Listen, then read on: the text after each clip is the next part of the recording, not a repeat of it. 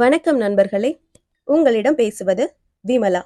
இன்னைக்கு நாம கேட்க போற கதை ஒரு மரத்தின் கதை. ஒரு சிறுவன் தினமும் வந்து அந்த மரத்தில் ஏறி உட்கார்ந்து கொண்டு ஆடிப்பாடி விளையாடி விட்டு போவான். அவனை பார்த்தாலே அந்த மரத்துக்கு ஆனந்தம் பொங்கும். திடீரென்று ஒரு நாள் அந்த சிறுவன் வரவில்லை. மரமும் அவனை எதிர்பார்த்து காத்திருந்தது. சில நாள் கழித்து அந்த சிறுவன் வந்தான். அந்த மரம் சந்தோஷத்துடன் அவனை பார்த்து, ஏன் இவ்வளவு நாள் வரவில்லை? உனக்கு என்ன பிரச்சனை என்று கேட்டது. என் நண்பர்கள் எல்லோரும் அழகழகாய் பொம்மைகள் வைத்திருக்கிறார்கள், ஆனால் என்னிடம் மட்டும் ஒன்றும் இல்லை என்றான். கவலைப்படாதே, இந்த மரத்தில் உள்ள பழங்களை எடுத்து சென்று கடையில் விற்று பொம்மை வாங்கிக்கொள். என்னை பார்க்க அடிக்கடி வந்து கொண்டிரு என்றது. அவனும் மகிழ்ச்சியுடன் பழங்களை பறித்து சென்றான். மறுபடியும் அவன் வரவே இல்லை. மரம் அவனுக்காக ஏங்கியது. பல வருடம் கழித்து ஒரு நாள் வந்தான். அவன் முகத்தில் கவலை தெரிந்தது. இப்போது அவன் வளர்ந்திருந்தான். அவனை பார்த்ததும் மரத்துக்கு ஏக சந்தோஷம். வா, என்னிடம் வந்து விளையாடு, இந்த கிளையில் ஏறி அமர்ந்து பாட்டு பாடு என்றது. அதற்கு அவன், இல்லை, இப்போது வயதாகி விட்டது. எனக்கு மனைவி குழந்தைகள் உள்ளனர். ஆனால் நாங்கள் வசிக்க சொந்தமாக நல்ல வீடு இல்லை. வீடு வாங்க என்னிடம் பணம் இல்லை. மரம் உடனே சொன்னது, பரவாயில்லை, உனக்கு கொடுக்க என்னிடம் பணம் காசில்லை. அதற்கு பதில் என்னுடைய கிளைகளை வெட்டி எடுத்துச் செல். அதில் ஒரு வீடு கட்டிக்கொள் என்றது. அவனும் கோடாரியால் கிளைகளை வெட்டத் தொடங்கினான். இப்படி ஒரே அடியாக என்னை பார்க்காமல் இருக்காதே, முடிந்தவரை வருடம் ஒரு முறையாவது வந்து பார்த்து செல் என்றது. வேண்டிய கிளைகளை வெட்டி எடுத்து சென்றான். அதற்கு பின் பல வருடங்கள் வரவில்லை. அவன் வருவான் வருவான் என்று மரமும் நித்தமும் காத்திருந்தது. பல வருடங்கள் கழித்து பார்க்க வந்தான்.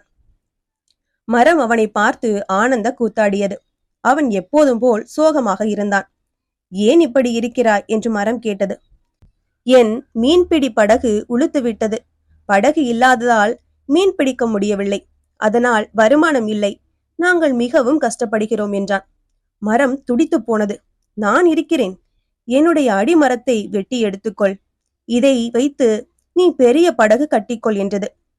அவன் அடிமரத்தை வெட்டும் போது, மறக்காதே, வருடத்திற்கு ஒரு முறை என்றில்லாமல் எப்போதாவது என்னை பார்க்கவா என்றது. ஆனால் அவன் வரவே இல்லை. மரத்துக்கு நம்பிக்கை மெல்ல மெல்ல மறைய ஆரம்பித்தது.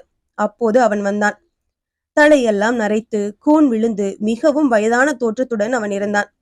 அவனை பார்த்து மரத்துக்கு அழுகையே வந்துவிட்டது. இப்போது உனக்கு கொடுக்க என்னிடம் பழங்கள் இல்லை, கிளைகள் இல்லை, அடிமரமும் இல்லை. உனக்கு கொடுக்க என்னிடம் ஒன்றுமே இல்லையே என வருந்தியது. அவன் சொன்னான், நீ பழங்கள் கொடுத்தாலும் அதை கடிக்க எனக்கு பற்கள் இல்லை. வீடு கட்டவும் படகு செய்யவும் என்னிடம் சக்தி இல்லை. எனக்கு இப்போது ஓய்வு மட்டுமே தேவைப்படுகிறது என்றான். அப்படியா? இதோ தரையில் கிடக்கும் என் வேர்களில் படுத்துக்கொள் என்றது. அவனும் அந்த வேர்களில் தலை வைத்து படுத்து கொண்டான். இந்த சுகத்துக்குதான் அந்த மரம் பல வருடங்கள் ஏங்கி தவித்தது. இப்போது அந்த ஏக்கம் நிறைவேறியது.